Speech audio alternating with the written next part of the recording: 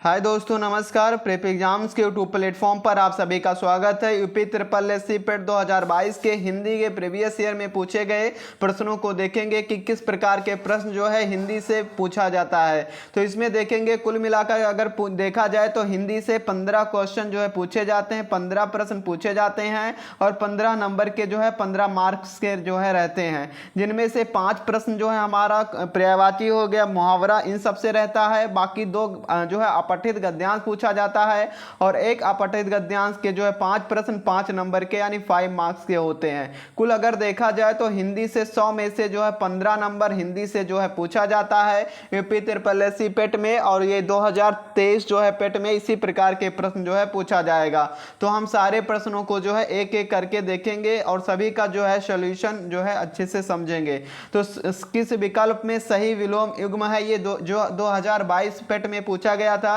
तो सही विलोम युग्म किसका होता है, तो नूतन का जो है विलोम पुरातन है, निषिद्ध का तुच्छ होता है, या कर्कश का खुरखुरा, या जोड़ का मेल होता है। तो इसको देखेंगे हम लोग। तो निषिद्ध का अगर देखा जाए तो विहित होता है। निषिद्ध का क्या होता है, तो निषिद्ध का विलोम शब्द जो है विहित होता है और इसमें जो है तुच्छ लिखा हुआ है, तो ये जो है गलत हो जाएगा। आगे देखेंगे कर्कश का खुरखुरा दिया, तो कर्कश का जो है मधुर होता है, कर्कश का जो है विलोम शब्द मधुर होता है, तो ये भी गलत हो जाएगा। जोड़ का जो है घटाव होता है या तोड़ना होता है या कम करना होता है, तो ये भी जो है इसका गलत होगा। लेकिन ऑप्शन नंबर ये जो है इसका राइट हो जाएगा। नूतन का जो है सही विलोम शब्द जो है पुरातन होता है, तो ये जो है इसका आंसर नंबर ए एकदम राइट हो जाएगा। इसी प्रकार से अगला क्वेश्चन जो मुहावरा से पूछा गया था, ख्याली पुलाव पकाना मुहावरे का सही अर्थ क्या है। ख्याली पुलाव पकाना यानी गुणात्मक वृद्धि होना, भूला हुआ दुख पुनः याद आना, असंभव बातों की कल्पना करना या उपद्रव मचाना। खाली पुलाव पकाना यानी किसी बात को जो है कर नहीं सकना और फिर वैसे ही बातों को बढ़ा चढ़ा कर करना। तो इसमें जैसे गुणात्मक वृद्धि होना, तो ये खाली पुलाव पकाना, अपने आप केवल कहना, बड़ी बड़ी बातें करना और कुछ कर नहीं पाना, तो ये गुणात्मक वृद्धि होना ये भी नहीं होगा। भूला हुआ दुख पुनः याद आना ये भी नहीं होगा। असंभव बातों को जो है की कल्पना करना यानी जो उसके बस का नहीं है, उपद्रव मचाना भी नहीं होगा, लेकिन जो उसके बस का नहीं है वैसे बातों की जो है कल्पना करना, तो ये खाली पुलाव पकाने का मुहावरे का सही अर्थ होता है। तो इसका ऑप्शन नंबर सी जो है एकदम सही उत्तर जो है हो जाएगा। यानी पर्यायवाची से विलोम से एक शब्द आया है, मुहावरे से जो है एक शब्द पूछा गया है। आगे देखेंगे संधि विच्छेद से एक प्रश्न पूछा गया था पेट 2022 में। महर्षि शब्द का सही संधि विच्छेद क्या होता है। महाधन ऋषि, महाधन ऋषि, महाधन ऋषि, महर्षि का जो है सही विलोम शब्द होता है। ऑप्शन नंबर जो है डी इसका राइट आंसर हो जाएगा। अगले प्रश्न पर चलेंगे। किस विकल्प में शब्द युग्म का अर्थ भेद सही नहीं है, यानी इसमें क्या है। अनिल का जो है, अनिल का अनल यानी अनिल का जो है हवा होता है, अनल का जो है आग होता है, एकदम सही है। पर्यायवाची से संबंधित जो है प्रश्न पूछा गया है। अंश से जो है अंश का हिस्सा होता है और अंश का जो है कंधा होता है, ये भी सही है। अपेक्षा का आशा होता है, उपेक्षा का निरादर करना होता है, तो ये भी जो है राइट है। इसका ऑप्शन नंबर डी जो है गलत हो जाएगा। अवलंब का अगर देखा जाए तो आश्रय या सहारा होता, आश्रय या सहारा जो है अवलंब का सही अर्थ होता है। और इसमें अधर विलोकित का जो है सही आंसर इसमें अगर देखा जाए तो विलोकित का जो है अधर, अविलंब का जो है विलोकित जो है नहीं होगा। तो इसका ये जो है ऑप्शन नंबर डी जो है एकदम सही आंसर हो जाएगा। अगले प्रश्न पर चलेंगे। किस विकल्प में सही शब्द परस्पर पर्यायवाची है, तो पार्वती, रुद्राणी, भवानी, दानव, निशाचर या अंबक। तो इसमें देखा जाए तो अंबक जो होता है आंख का पर्यायवाची शब्द होता है। किसका होता है, आंख का पर्यायवाची शब्द होता है। दानव निशाचर राक्षस का होता है, तो ये ऑप्शन एकदम गलत है। मनोरथ स्प्रिया जो है इसमें दिया गया है, तो ये अभिलाषा का पर्यायवाची शब्द होता है। किसका, अभिलाषा का। लेकिन नीले एक शब्द दिया गया, तो नीले अगर देखा जाए तो घर का पर्यायवाची शब्द होता है। किसका, घर का, और घर का वास होता है, गृह होता है, तो ये घर का हो जाएगा, तो ये भी रॉन्ग गलत हो जाएगा। रीता रिक्त जो है ये खाली का जो है पर्यायवाची, रिक्त जो है खाली का पर्यायवाची होता, तिक्त जो इसका होता नहीं है। तो इससे क्या होगा कि ऑप्शन नंबर ए जो है इसे पार्वती, रुद्राणी, भवानी, गौरी, उमा, आर्या, ये जो है गौरी का पर्यायवाची शब्द होता है। आगे देखेंगे तो ये थी जो है 5 प्रश्न जो है पूछे गए थे। इस प्रकार से हिंदी में 5 प्रश्न पूछे जाते हैं।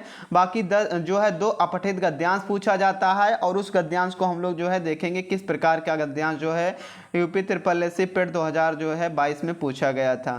तो इसमें देखेंगे तो इस अपठित गद्यांश आता है, गद्यांश को पढ़ करके हमें जो है एक बार सारे आंसर क्वेश्चन का आंसर देना होता है। 5 प्रश्न एक गद्यांश से रहते हैं। निम्नलिखित अनुच्छेद को ध्यानपूर्वक पढ़कर पूछे गए प्रश्नों 42 से 46 तक के उत्तर देना है। ज्ञान राशि के संचित कोश को ही साहित्य कहा जाता है। एक बार हम लोग अच्छे से उसको रीड कर लेंगे, पढ़ लेंगे, फिर उसके बाद में सही आंसर जो है सभी का दे देंगे। ऐसा नहीं कि थोड़ा थोड़ा पढ़ते चलें, तो इससे जो है सही आंसर जो है बहुत समय लग जाएगा। तो एक बार में पढ़ लेते हैं। ज्ञान राशि के संचित कोश को ही साहित्य कहा जाता है। साहित्य जहाँ समाज को प्रभावित करता है वही वह समाज को से भी प्रभावित होता है। व्यक्ति समाज और साहित्य दोनों की रचना करता है। साहित्य से ही हमें अपने गौरवशाली इतिहास की जानकारी मिलती है। प्रत्येक युग का साहित्य अपने युग के प्रगतिशील विचारों द्वारा किसी न किसी रूप में अवश्य प्रभावित होता है। साहित्य हमारी कौतूहल एवं जिज्ञासा प्रवृत्तियों और ज्ञान की पिपासा को तृप्त करता है। साहित्य को से ही किसी राष्ट्र का इतिहास, गरिमा, संस्कृति और सभ्यता, वहां के पूर्वजों के विचारों एवं अनुसंधानों, प्राचीन रीति रिवाजों, रहन सहन और परंपराओं आदि की जानकारी प्राप्त होती है। किस काल में देश के किस भाग में कौन सी भाषा बोली जाती है, उस समय की वेशभूषा क्या थी, रहन सहन कैसा था, सामाजिक और धार्मिक विचार कैसे थे, यह सब कुछ उस समय के साहित्य अध्ययन से प्राप्त होता है। साहित्य समाज का दर्पण है। इससे अभिप्राय यही है कि साहित्य समाज का न केवल चित्र प्रस्तुत करता अपितु समाज के प्रति वह अपना दायित्व निर्वाह भी करता है। समाज में फैली अनैतिकता, अराजकता, निरंकुशता और अवांछनीय तत्वों के दुष्प्रभावों को साहित्य बड़े ही मर्मस्पर्शी रूप में हमारे समक्ष लाता है। हिंदी साहित्य की आदिकाल से लेकर आधुनिक काल तक रचित प्राय सभी रचनाओं द्वारा तत्कालीन समाज की परिस्थिति, विचार व कार्य व्यापार की पूरी जानकारी प्राप्त होता है। यह भी सही है कि यदि साहित्य वास्तव में केवल समाज का दर्पण है तो कवि या साहित्यकार समाज की विसंगतियों या विडंबनाओं पर प्रहार नहीं करता है और उससे अपेक्षित दिशाबोध देने के लिए भी प्रयत्नशील नहीं रहता है। समाज के प्रति साहित्यकार का दायित्व आशा का संचार करना, उत्साह व कर्तव्य बोध को दिशा देना आदि है। प्राचीन काल से केवल आज के ही साहित्यकारों की नहीं गौरवशाली परंपरा रही है कि समाज की रूपरेखा को कल्याणकारी व सुखद मार्ग द्वारा प्रस्तुत करने से साहित्य का रचनाकार कभी पीछे नहीं हटता है। साहित्य में वह शक्ति है जो तोप और तलवारों में भी नहीं होती है। साहित्य अब देखेंगे 42 से यानी 42 से 46 तक के प्रश्न को जो देखेंगे जो है, तो पहला प्रश्न है, इसी गद्यांश को पढ़ करके जो है हमें आंसर देना होता है। तो हिंदी साहित्य अपने दायित्व का निर्वाह किस प्रकार पूरा करता है? दर्पण के माध्यम से दुष्प्रभावों को सामने लाकर, या फिर पूरी जानकारी देकर, या इतिहास बताकर।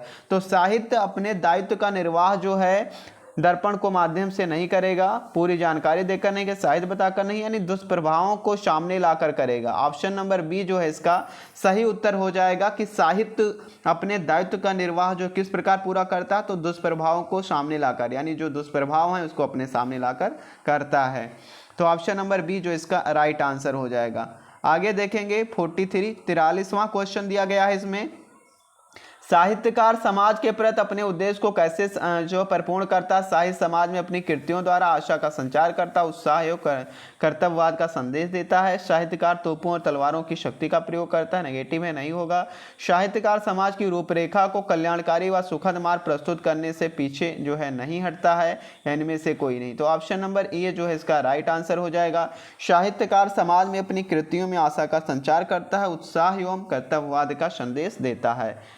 अगले प्रश्न पर चलेंगे, साहित्य हमें किस तरह से पुरानी पीढ़ियों की जानकारी देता है? साहित्य समाज का दर्पण है, इसलिए साहित्य द्वारा पुराने समाज की बुराइयां परिचय प्राप्त होता है। राष्ट्र का इतिहास, गरिमा, संस्कृति, सभ्यता, पूर्वजों के विचार, अनुसंधान आदि तत्कालीन साहित्य द्वारा ही दिए जाने जा सकते हैं। साहित्य समाज का दर्पण मात्र नहीं तो होगा नहीं, समाज में फैली अनैतिकता अवांछनीय तत्वों के दुष्प्रभावों के साहित्य द्वारा नहीं जा सकता, ये भी नहीं होगा। तो ऑप्शन नंबर बी इसका राइट हो जाएगा आंसर। राष्ट्र का इतिहास, गरिमा, संस्कृति, सभ्यता, पूर्वजों के विचार, अनुसंधान आदि तत्कालीन साहित्य द्वारा ही दी जा सकते हैं। अगले प्रश्न पर चलेंगे। साहित्य केवल समाज का दर्पण क्यों नहीं है? क्योंकि साहित्य द्वारा समाज की विडंबनाओं और विसंगतियों का प्रभार करके उनमें सुधार लाने की कोशिश की जाती है। तो ऑप्शन नंबर ए जो है इसका राइट आंसर हो जाएगा। अगला प्रश्न है, प्रस्तुत गद्यांश का सर्वाधिक उचित शीर्षक क्या हो सकता है? साहित्य समाज, समाज साहित्य शिक्षा, साहित्य का भविष्य। तो साहित्य और समाज से रिलेटेड ये जो है पूरा गद्यांश दिया गया है। तो ऑप्शन नंबर ए जो है इसका राइट आंसर हो जाएगा। अगले गद्यांश पे चलेंगे। 5 नंबर का गद्यांश हो गया, अब 5 का और आएगा। निम्नलिखित अनुच्छेद को ध्यानपूर्वक पढ़कर जो है 47 से 51 का आंसर देना है। सत्य की आराधना भक्ति है और भक्ति सिर हथेली पर लेकर चलने का सौदा है, अथवा वह हरि का मार्ग है जिसमें कायरता की गुंजाइश नहीं है, जिसमें हार नाम की कोई चीज है ही नहीं। वह तो मरकर जीने का मंत्र है। सब बालक बड़े स्त्री पुरुष चलते फिरते उठते बैठते खाते पीते खेलते कूदते सारे काम करते हुए या रट लगाए रहें और ऐसा करते करते निर्दोष निर्दा लिया करें तो कितना अच्छा है। यह सत्य रूपी परमेश्वर मेरे लिए रत्न चिंतामणि सिद्ध हुआ है, हम सभी के लिए जैसा ही सिद्ध हो। सत्य और अहिंसा का मार्ग जितना सीधा है उतना भी तंग भी, अस्सी की धार पर चलने के समान है। नट जिस डोर पर सावधानी से नजर रखकर चल सकता है, सत्य और अहिंसा की डोर उससे भी पतली है। जरा चूकने की नीचे गिरे, पल पल साधना से ही उसके दर्शन होते हैं, लेकिन सत्य के संपूर्ण दर्शन तो इस देह से असंभव है, उसकी केवल कल्पना ही की जा सकती है। क्षणभंगुर देह द्वारा शाश्वत धर्म का साक्षात्कार संभव नहीं है होता, अतः अंत में श्रद्धा के उपयोग की आवश्यकता तो रह जाती है। इसी अहिंसा जिज्ञासु के पल्ले पड़ी। जिज्ञासु के सामने यह सवाल पैदा हुआ कि अपने मार्ग में आने वाले संकटों को सहे या उससे निर्मित जो नाश करना पड़े वह करता जाए और आगे बढ़े। उसने देखा कि नाश करते चलने पर वह आगे नहीं बढ़ता, दर का दर पर ही रह जाता है। संकट सहकर आगे तो बढ़ता है, लेकिन पहले ही नाश में उसने देखा कि जिस सत्य की उसे तलाश है वह बाहर नहीं है बल्कि भीतर है। इसलिए जैसे तैसे नाश करता जाता है, वैसे वैसे वह पीछे रहता जाता है और सत्य दूर हटता जाता है। तो इससे जो है 5 प्रश्न है, पांचों को देखेंगे हम लोग। गद्यांश में चिरअस्थायी शब्द का विलोम शब्द क्या होगा? तो निर्मित दिया है, शाश्वत दिया, श्रद्धा दिया है, क्षणभंगुर दिया है। तो चिरअस्थायी का जो है विलोम शब्द क्षणभंगुर होगा। ऑप्शन नंबर डी इसका जो है राइट आंसर हो जाएगा। सत्य की तलाश कैसे की जानी चाहिए? सोते जागते समय राम नाम का सुमिरन करते रहें। सत्य की तलाश इस शरीर द्वारा संभव है, श्रद्धापूर्वक और जो है विद्यमान सत्य के मार्ग पर जो है बढ़ते इस सत्य का साक्षात्कार करें, यानी इसलिए पॉजिटिव है, ये सही है। सत्य की तलाश इस शरीर द्वारा असंभव है। श्रद्धा एकदम गलत है, बी ऑप्शन। सी ऑप्शन इसका राइट हो जाएगा कि श्रद्धा पूर्वक अंतः विद्यमान सत्य के मार्ग पर आगे बढ़ते हुए इस सत्य का साक्षात्कार करें। ऑप्शन नंबर सी इसका राइट हो जाएगा। अगला प्रश्न, जिज्ञासु को सत्य व अहिंसा के पथ पर चलते समय संकटों का सामना कैसे करना चाहिए? संकटों को सहते हुए निर्मित नाश किए बिना आगे बढ़ना चाहिए, संकटों को निर्मित नाश करते हुए आगे बढ़ना चाहिए। असत्य अहिंसा, सत्य और अहिंसा के पास ऑप्शन नंबर ए जो है इसका एकदम संकटों को सहते हुए नियमित नाश किए बिना आगे बढ़ना चाहिए। अगला प्रश्न है, सत्य और अहिंसा के मार्ग को 80 की धार पर चलने के समान क्यों बताया? क्योंकि सत्य और अहिंसा का मार्ग जितना सीधा उतना ही तंग है और इस मार्ग पर चलना अत्यंत कठिन है। ऑप्शन नंबर जो है ये इसका सही उत्तर हो जाएगा। अगला प्रश्न है, सत्य रूपी परमेश्वर की रत्न चिंतामणि को प्राप्त करने के लिए हम क्या कर सकते हैं? तो हम जो है सत्य की आराधना करें, हरि के मार्ग पर चलें या अंतर्निहित तत्व का जो है साक्षात्कार करें। अंतर्निहित तत्व का क्या है? साक्षात्कार जो है करें। तो ऑप्शन नंबर सी जो है इसका राइट आंसर हो जाएगा। इस प्रकार से देखें तो ये जो है 15 अक्टूबर 2022 के जो है फर्स्ट शिफ्ट में पूछे गए हिंदी के 15 क्वेश्चन थे और हम लोगों ने जो है 15 क्वेश्चन को अच्छे से समझा, हल किए। Thanks for watching. जो लोग हमारे यूट्यूब चैनल पर पहली बार जुड़े हैं सब्सक्राइब करके बेल आइकन को प्रेस कर दें, जिससे आने वाली यूपी SSSC पेट की जो है और सारे वीडियो आप तक पहुंच सकें। Thanks for watching.